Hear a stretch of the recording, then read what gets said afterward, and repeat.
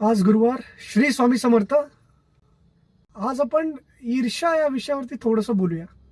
ईर्ष्या म्हणजे जलन, लोकांचं मागे बोलणं, याला वेळ वाया घालवणं असं म्हणतात. आणि तुम्हाला जर ईर्ष्या करायचीच असेल, कोणावरती जळायचंच असेल, तर मग ती वैश्विक करायला काय हरकत आहे, नाही का? वैश्विक म्हणजे तुम्हाला जर जळायचं असेल तर इलॉन मस्कवरती जळा, तुम्हाला जळायचं असेल तर बिल गेट्सवरती जळा. अरे त्याची एवढी संपत्ती कशी काय? तुम्हाला जळायचं असेल तर टाटा, बिर्ला, अंबानी यांच्यावरती जळा ना. आपल्या एखाद्या भावकीतल्याच कुठल्या तरी माणसावरती जळायचं, आपल्या नातेवाईकावरती जळायचं, मित्रावरती जळायचं, याच्यामध्ये वेळ वाया घालू नका. याच्याने तुमच्या हाताला काहीच लागणार नाही आणि वेळ मात्र निश्चित मूल्यवान आहे, तो वाया जाईल.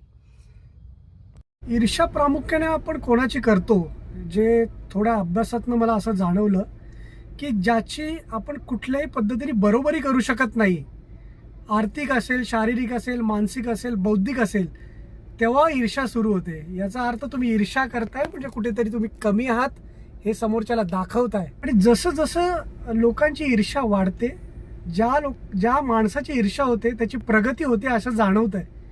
अरे माझी पण थोडी ईर्ष्या करा ना रे, माझ्यावर पण थोडं जळा, माझी थोडी कमी प्रगती झाली आहे. अशा छोट्या छोट्या ब्लॉगने आपण ईर्ष्या कोणाची बंद तर करू शकणार नाही, पण त्याचं प्रमाण निश्चित कमी करू शकतो. आता ईर्ष्या होणाऱ्या व्यक्तीला मला एकच सल्ला असा द्यावासा वाटतो की दुर्लक्ष करून बाबा चालत राहा रे. असा कुठलाही माणूस नाही ज्याला ईर्ष्येला बळी पडावं लागत नाही. क्योंकि कुछ तो लोग कहेंगे, लोगों का काम है कहना. जळण्यात वेळ घालवण्यापेक्षा आपल्या कामात वेळ घालूया आणि एक पाऊल पुढच्या दिशेने टाकूया.